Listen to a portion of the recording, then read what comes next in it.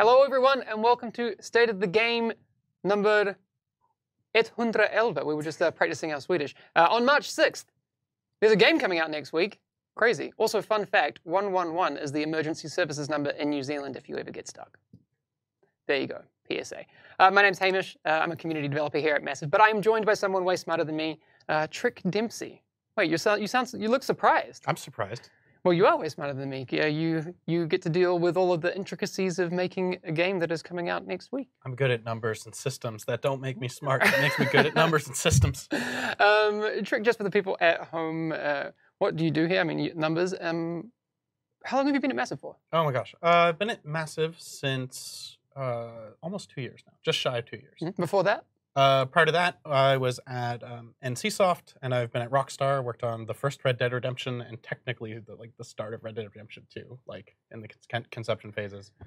Before that, Brothers in Arms, and I was on a game called Defiance. That was an MMO, action MMO with Sci-Fi Channel. I remember that one. You've been around the block. I've been around the block. I've been in this industry a long time.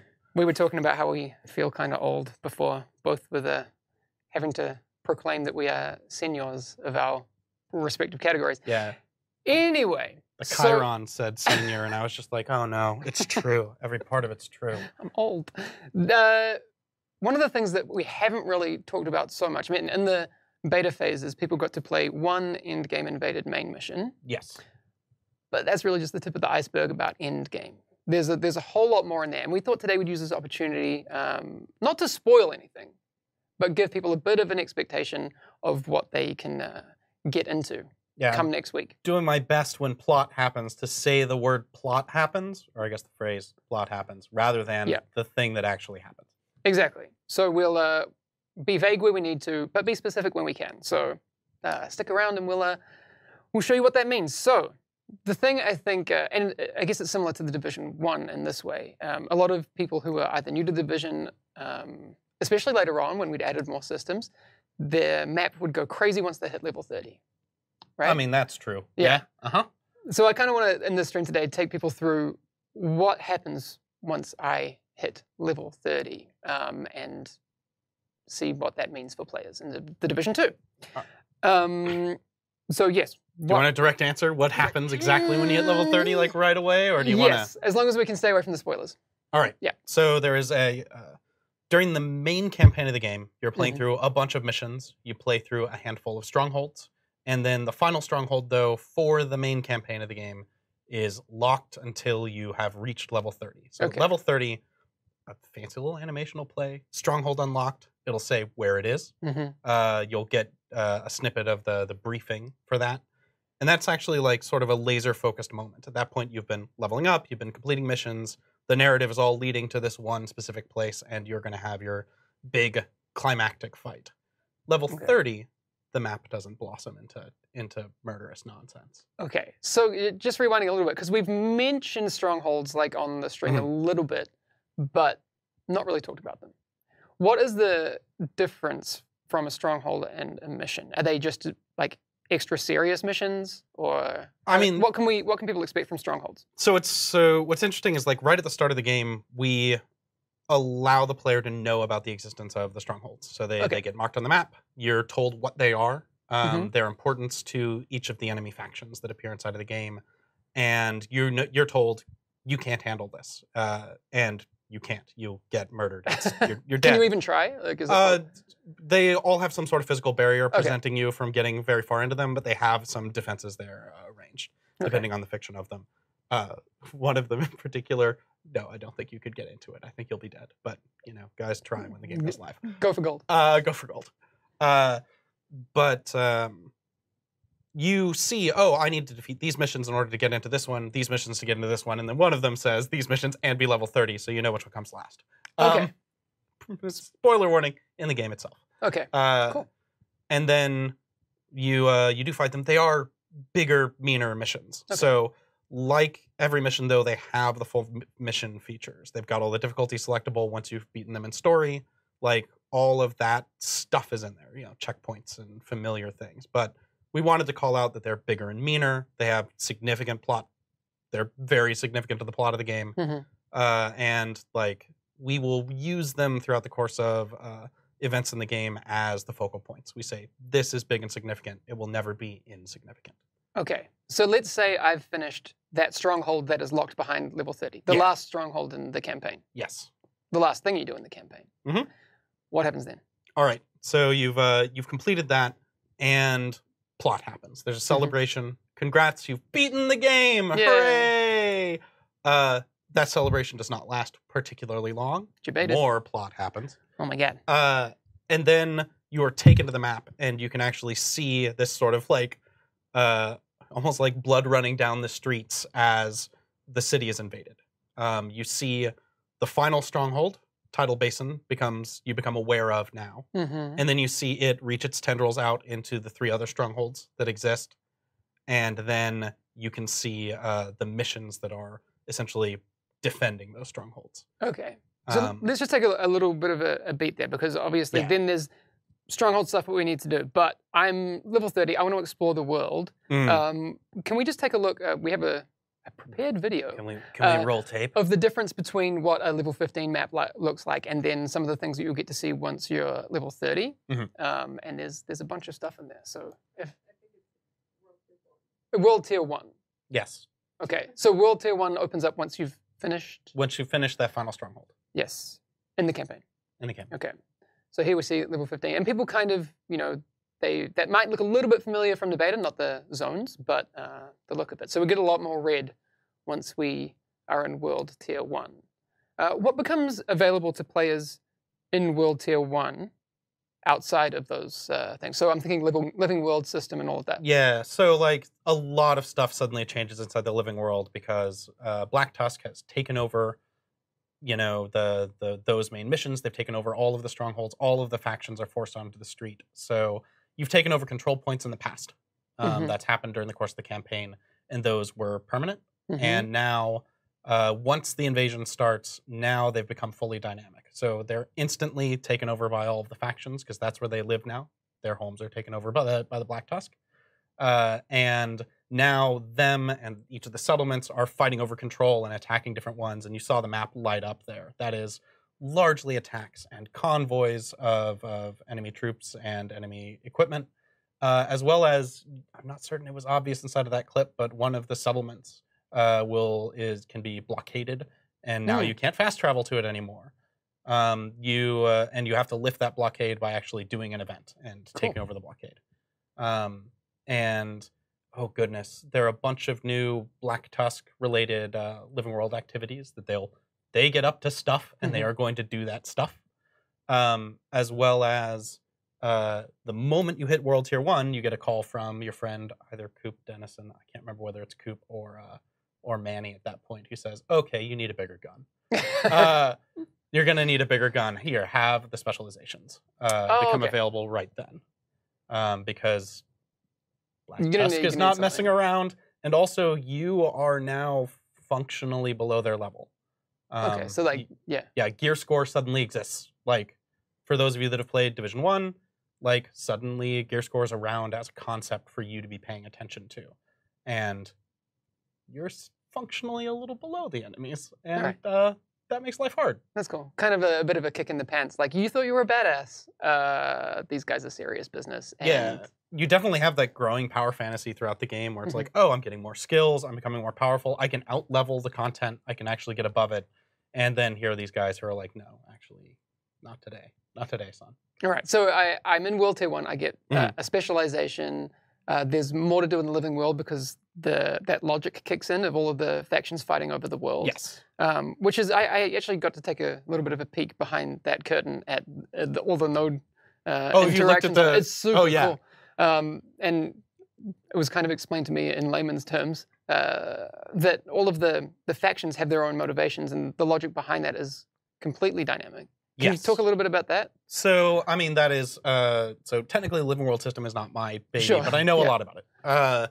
So, you've donated stuff to control points. So, it's like components, water, and food.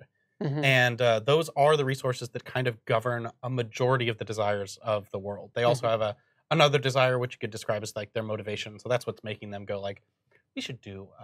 if they have enough food, water, and components, they will do their goal activities. And so their control points will sit there and go, oh, we should execute some hostages. Well, dark. We should, let's do propaganda. Less dark, maybe. Sure. I've heard the propaganda. It's not less dark. And you can go and like foil their activities out there, and that'll make them, like essentially re-strategize.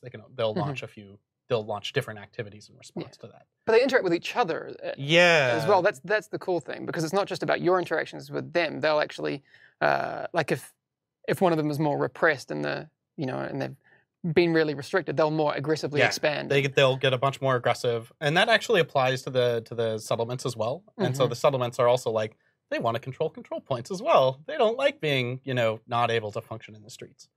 And so they will also become more aggressive as a result of being penned in. Okay, cool. So you'll have help when you try to take back the city, because you don't control a bit of the city anymore except for the White House itself.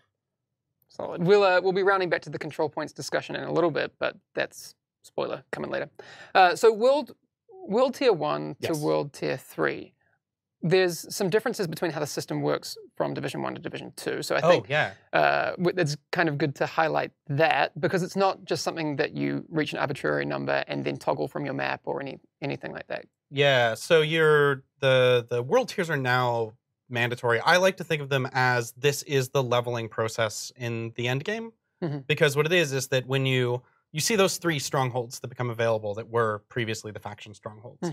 And each of them has 2 missions connected to it. I gesture at the ground wildly. We actually have a fantastic video of exactly this. So let's bring that up while we chat about how that works. So each of those strongholds is tied to a world tier? So not any individual stronghold is tied to a specific world tier, but rather, all 3 of these strongholds are taken over.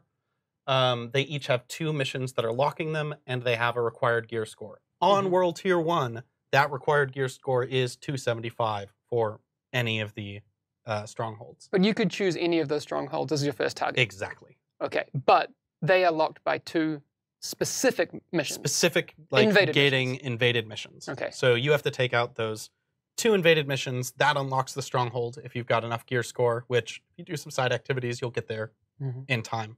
And then you can do the stronghold itself. When you complete the stronghold, it's, this transition timer comes up. It says, hey, get your loot. You got 60 seconds. And then congratulations, you're in World Tier 2. Okay. And that process repeats, for each of the different strongholds in that sort of escalation. And you'll actually see changes in the world, because when you take out a stronghold, all of the name zones around it cease being invaded. You'll see a lot less Black Tusk activity in them. You'll see more, you'll be able to see more friendly activity, assuming that you've taken back a lot of control points. If not, you'll see a lot of faction activity. Congratulations. Sure. It's the True Sons, your best friends. Yeah, I like them. Apart from the fact that they go prone. Dick. I love that they go prone. It's hilarious.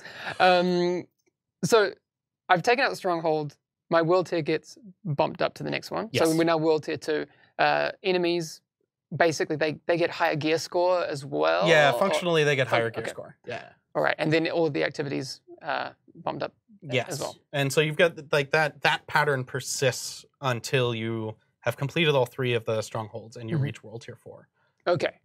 Some new and interesting things happen in World Tier 4, though. Yeah, and I've realized I skipped something that technically unlocks in World Tier 1, which is... let's go back. Because I realized that we're going to get to bounties later. Yes. But there's a character you meet during the course of the campaign who is lovingly called the Snitch. Real name Jared Nash. Real nice guy. And you can talk to him to get bounties, because for some reason he just knows the people who need to die. Cool. Nothing troubling about that at all. Once you reach World Tier 1, talking to him will reveal the next appearance of his best friend, Cassie Mendoza, the Gunrunner.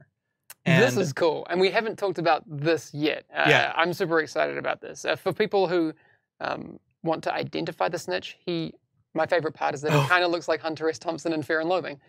He's rocking a fancy hat and a short sleeve Hawaiian. And he's shuffling a deck of cards, which is oddly also significant to the game, because there is a card deck related... I don't know. Should I go into that at all? Let's come back to the deck of 52 in a little bit, because that's kind of a bonus to me. We're getting deep into it. So the Snitch shows up during your 1 to 30 experience. Yes. At some point. Yeah, a plot thing happens, and now the Snitch is around. All right, But, so Cassie Mendoza, who's the gun runner, Yes. is a vendor that is on the map somewhere at certain times and has some serious... Yeah, she's selling Equipment. serious kit. She's like always got a named weapon. Mhm. She'll always have a mix of a few very good items. She keeps her stock, I believe, for a week, but Mhm. she can appear every day and a half. But you will not be able to find her location, even if you know where it is online, unless you found the snitch. So And she so- won't spawn. She won't spawn. She's not Okay. in your world unless you have found the snitch. Okay, apparently Or- chat's asking, is this story content? Are these story spoilers? No. No. These are not story spoilers. These are kind of like side things. So we've been very we've actually talked about this a lot to make sure we don't give you any spoilers. But yes, you do want to know about Cassie. I'm sorry, I might have touched my microphone. Good job. I'm very ignorant when it comes to things that are in the game. So this is all new to me. I'm putting my faith in Trick here to make sure that we get no spoilers, and I'm Yeah. confident that we're good. So Yeah, I'm doing my best to both be cryptic and I think sufficiently cryptic that you may not notice when it happens in the game. yes. Okay. Cassie has some serious kit. Yep. We'll talk more in the future about her actual reset timer. But the thing to know is, and this was kind of worrying to me, like if you're in a specific time zone, you won't necessarily be asleep every time she spawns. Yeah, We want to make sure everyone gets a chance to. Yeah, she cycles interact. every day and a half. So she's, essentially, a 12-hour difference. So people on in the Eastern Hemisphere and the Western Hemisphere will have equal chances of running into her Cool. at a convenient time. I like that. That makes me very happy. Yeah, I Okay. like also when you find her location, it gives a countdown to when she will appear. So you can be Mhm. like, oh, I do want to be home at 6 Mhm. to catch her and buy whatever crazy weapon it is that she's selling. So she will show up at World Tier 1. Yes, she Okay. starts showing up at World Tier 1. All right. And I guess the gear she has in her inventory will scale to World Tier 1, 2, 3, and 4. Yes, correct. And so, yes, if you buy her named weapon at World Tier 1, it is a World Tier 1 version of that named weapon. Okay. So you'll need to continue to pursue her as you get into World Tiers 4 and 5. Cool. Makes sense. The deck of 52 that the Snitch has. Let's talk a little bit about that before we talk about the other activities in World Tier 4. Okay. Yes. We mentioned it before that there were 52. Well, actually, there's more. Anyway, okay. You explain it. I'm going to say something wrong. So the deck of 52 is 52 named bosses. Each suit of cards is dedicated to a faction inside of the game, Mhm. and they are wandering the world for the players to encounter.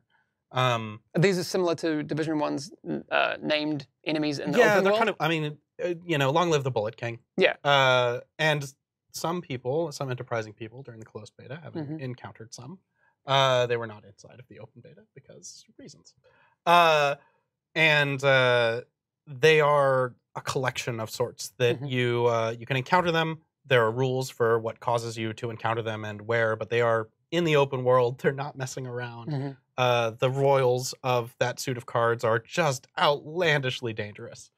How will I come across them? Because I mean, in the Division 1, you had 15 open world ones, again, outside of the Dark Zone, in Okay. the living world, and they would respawn on a timer. These are different in that once you've killed them. Once you've killed them, you're not going to encounter that same one again Okay. until you've taken out all 52. Okay. So you're not going to get repeats inside of the set. And you actually do get the card off of Mhm. them, which I guess they're carrying their own card, and let's not think about that too much.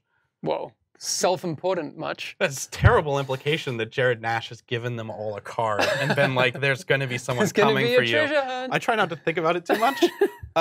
And then, but they've got great loot on them. Like, what's crazy is like at one point I was fighting some Black Tusk on the road. I heard them call for help and like, oh no, we need backup or whatever it is that they The said. Black Tusk The Black- needed backup. Yeah, because like, I'm terrible. I'm a horrible man with a crossbow that explodes. Sure. And then a medic came in. He had a name over his head, and he was one of them. He just happened to be nearby, and he came in with his posse, and it was a terrible ordeal. That is It did not go well awesome. for me. That is really cool. So there's 52 of those, Yes. and once you've completed that, they'll start to spawn Then they'll start again. to cycle and be What repeatable. do I? And there's for each suit, there's a collection. Yes. What do I get for completing these things? Obviously, the loot that I get off them. So I think there are a set of commendations that are kind of related to them, like, oh, the first time you complete a suit. I can't honestly remember that. No, like, that's good. I don't want to get too many stuff, spoilers anyway. and also they have pretty wild, like, drops. Cool. They're good. They're very good. I love, every time I run into them, I'm really happy. They also show up, they also tend to show up when you really, honestly, kind of, I would say, don't want them to. Like, of course, I'm always excited when I run into them, but it's like, oh, I'm running to do a bounty, and then there are these people. All right. Speaking of bounties, Yes. because throughout the campaign, and we showed this in the beta, there were 2 named zone liberation ones, which are bounty-esque. Yes. So, I mean, at the core, those are the bounty experience. If you failed one, you actually were able to replay them. So this would be Meat Wagon and the 12th Street Spice Lords, were the name zone bosses of, oh my gosh, is it actually called Downtown East? It is. Look, we've got dev names for all of these, and I'm trying not to say them wrong. So Downtown East and Federal Triangle were available. And if you triggered those, they would happen automatically when you triggered the conditions of completing the Name Zone Liberation project. But if you failed or got disconnected or whatever, you could restart them at any time by going to the bounties menu, and there they are. Like, the moment they're activated, they are a real bounty for you. And you could see their interface and look at their details and their information. They all had little stories. Cool. Because they're characters with names and stories. Cute. But World Tier 4 brings in a new aspect to the bounties with the priority target network. Yes. And it's only accessible at World Tier 4? At World Tier 4 and also in World Tier 5. Sure. But whatever.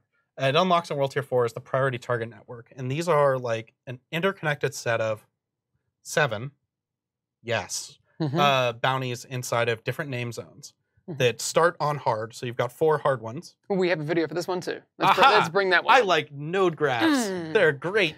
But so it's a tiered system of bounties where you have to do a couple before you can go to the next one. So here, what are we looking at? So we're here at Jennifer Karma Estrella, who unfortunately, due to this wonderful television screen, I have no idea what squad she's in.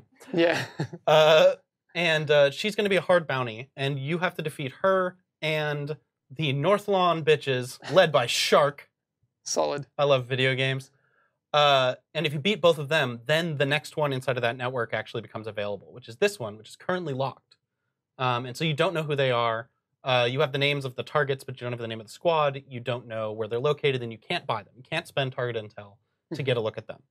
And I guess they get progressively more difficult. They do. Right. They start hard, then you get challenging, and then eventually heroic, which is a difficulty some people might be familiar with. Yeah. It's not messing around. That's cool. Those bounties are very, very hard. And obviously the loot is... ludicrous. Like, actually, I mean, you could have seen it inside of that screen because I think it was taken at the right time. Bounties are very lucrative, and also essentially not only with the more difficult they are they more valuable, but also the rarer they are in the cadence. So it's like, oh, that was a weekly bounty, so it is much more valuable than a daily bounty. There are daily bounties. Yeah, that was the question. How do I get bounties? Okay, so at some point during the campaign, plot happens. Okay, great. You did it. Hey, Woo! folks. And you will meet a character named Otis Sykes, who you'll be able to recruit. You saw staff recruitment inside of the beta as well when you picked up crafting. Anaya? Sene? No, I can't remember. Crafting is Anaya. Crafting's Anaya. Sene is the Dark Zone officer. Yes. You meet Otis Sykes, and Otis Sykes, meeting him and recruiting him will get you 2 normal difficulty daily bounties a day. Okay. These cost target intel to activate. Once you've activated them, congrats, it's yours. How do you get target intel? Target intel, the moment you've recruited Otis, target intel now exists as a concept inside of the world. Okay.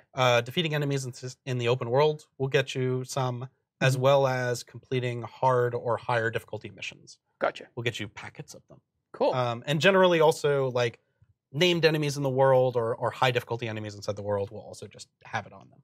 Okay. Cool. All right. So do your bounties. Okay. So you've got your 2 daily bounties, but as people may have noticed inside of the beta, there was also a perk that you could buy inside of the at Coop, right? At Coop, yes, yeah. Coop.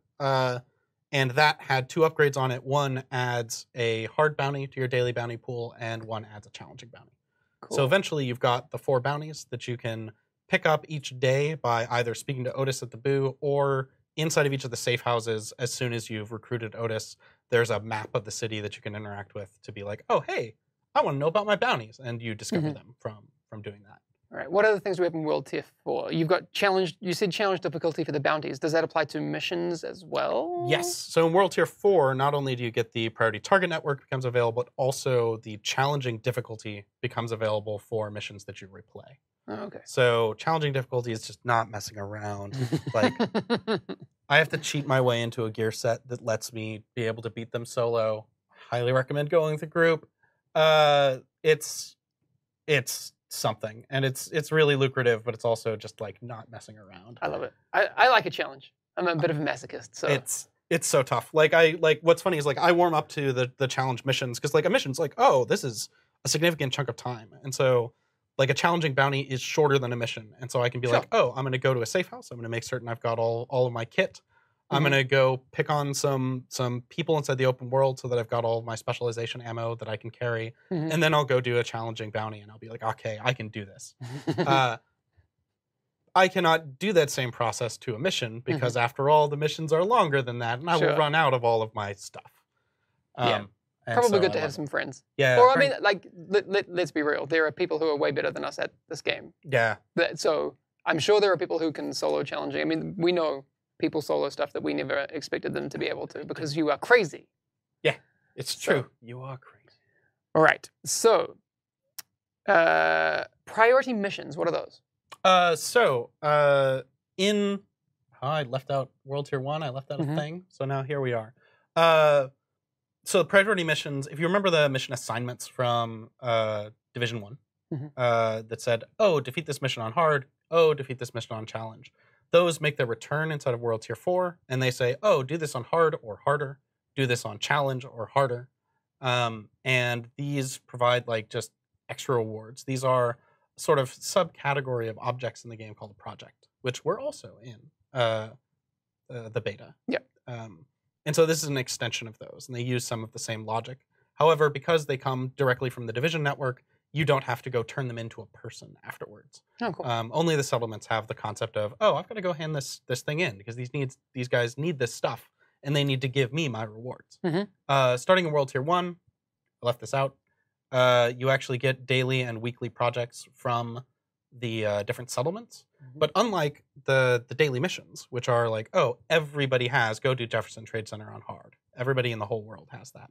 The daily and weekly projects are, I would describe them as like akin to like Hearthstone's quests when they launched. Everybody has their queue of them, and they're all trying to do different things. And so it's this huge library of dailies and this huge library of weeklies. And if you don't like one, you can be like, oh, I'm going to wait till the next day and I'm just going to discard it. But if you like it and you're like, oh, I'm almost done with it, you can be like, oh, I'm going to keep this tomorrow and try to finish it tomorrow.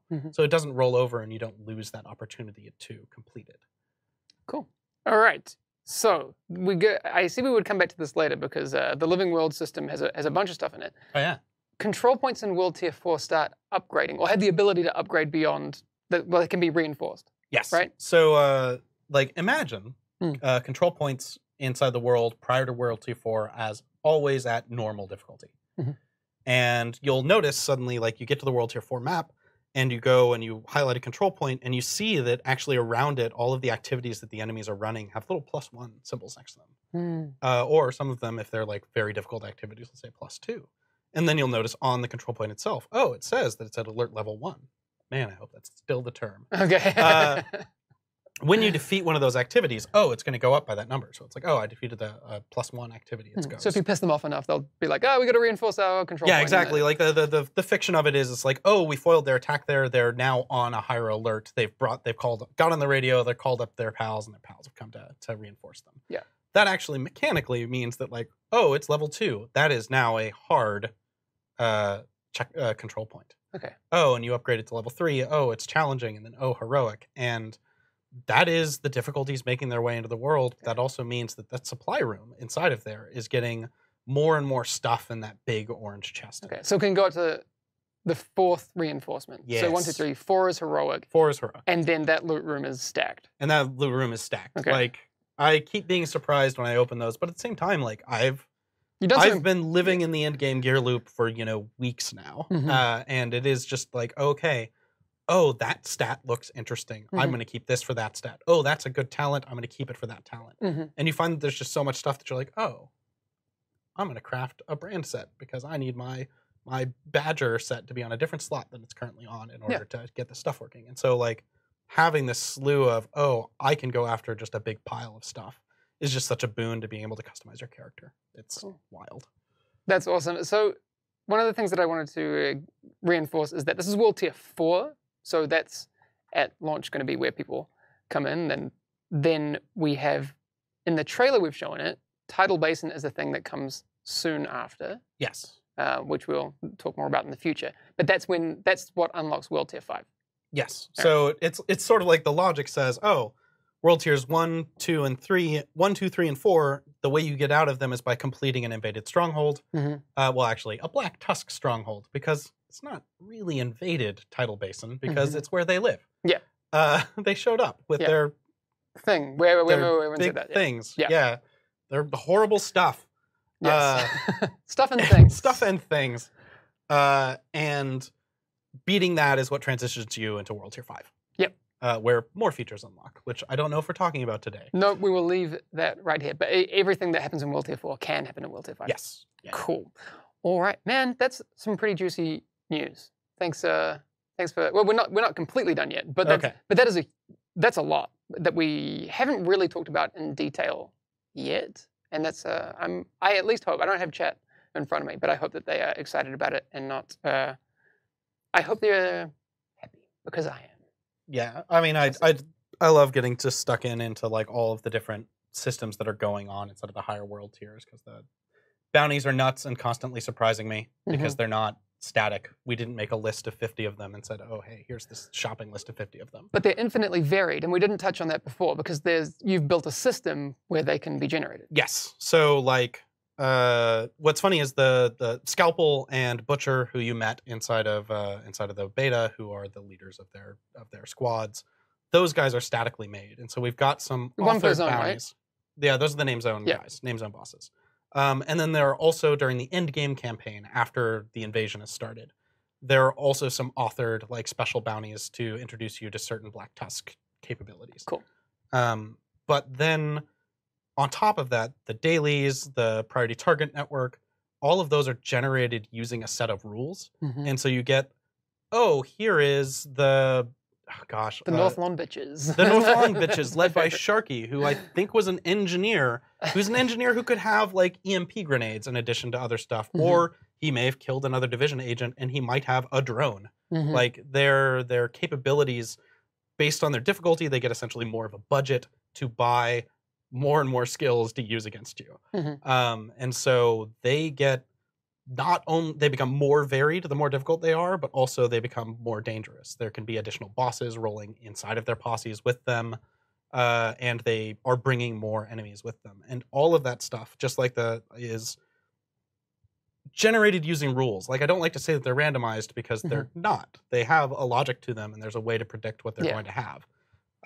But like, oh gosh, I think the Outcast Assault has like 75,000 configurations that they can end up having if they're at heroic difficulties, something like that. Yeah, it's just a few. I would love to come back to this I think a podcast would be a really good format to come back, because you explained to me the other day that a lot of the end game things, there's like a behind the scenes like manager who has a budget to spend on basically spawning whatever madness they want to create. Yeah, like, oh, there's so much. Like, anybody who played mission replays during the beta noticed, like, if they played a replay more than once, they started to notice, hey, I didn't fight the same enemies every time, and sometimes they didn't come out of the same doors every time. And like, the bigger, more wild an arena is, the more varied the stuff that can happen inside of it is. And that applies to bounties, that applies to a lot of the open world content. We've built a bunch of managers to keep managers in Logic. Some of them aren't managed in that way. To keep things fresh, but also to be like, oh, here is a balanced piece of content that we know about. Yeah. Like true randomness sucks because it does nasty things to you. And so we try to build it to say like, oh, here's a good thing. Let's use that and make certain that that is one of the tools that the enemies are able to employ. And we just keep that logic going and built this whole system or systems and systems of being able to say, like, oh, this is a mutable, changeable place, but we try to stop it from being unfair because we've tested the individual parts well. Cool. I can't wait for people to really get stuck in the end game. We are running overtime. This is usually scheduled for about half an hour, but we're going to wrap things up now. I just want to remind people that to do the shots of the week that we're going to be, after the launch of the game, making a little bit of a thing of and giving people the chance to win prizes, you can use, and I think I've put the right hashtag on this asset. We'll pull it up. Hashtag the Division 2 photos is what you want to tag your things with on Twitter for the photo mode. Make sure you do that, and then we're going to feature them in our weekly live streams very soon. And once a month, we'll be giving away Division 2 stuff. And there's lots of cool things that we can give away, so don't forget to do that. We have, also I want to show off before we head to go home, because it's the end of the workday, some agent highlights. And can we bring up these three? Because they're super freaking cool. Oh, that is rad. That Vector from Umber is insane. And Hack Curios has an insane cosplay. And I love that art from Vector Ek.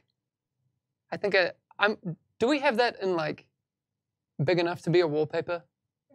I really want that. I am really enjoying every time somebody does an anime drawing of the Division characters. Yeah, like, it's so cool. It's very good. We need to convince the powers that be that we should also make like a 2D version of the Division, so we could make that happen one day. Kickstarter? I don't think that'll happen, but that would be cool. All right, thank you so much for coming in today. We're going to have to do this again. But yes, do you want to do that podcast about the whole manager system? I would love to. All right. Yes. All right, if chat agrees, then let it be known.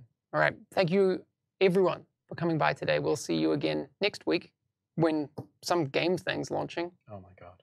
The Division 2 is happening. All right, we can wave at the camera now and say goodbye. See you later. Camera. Bye.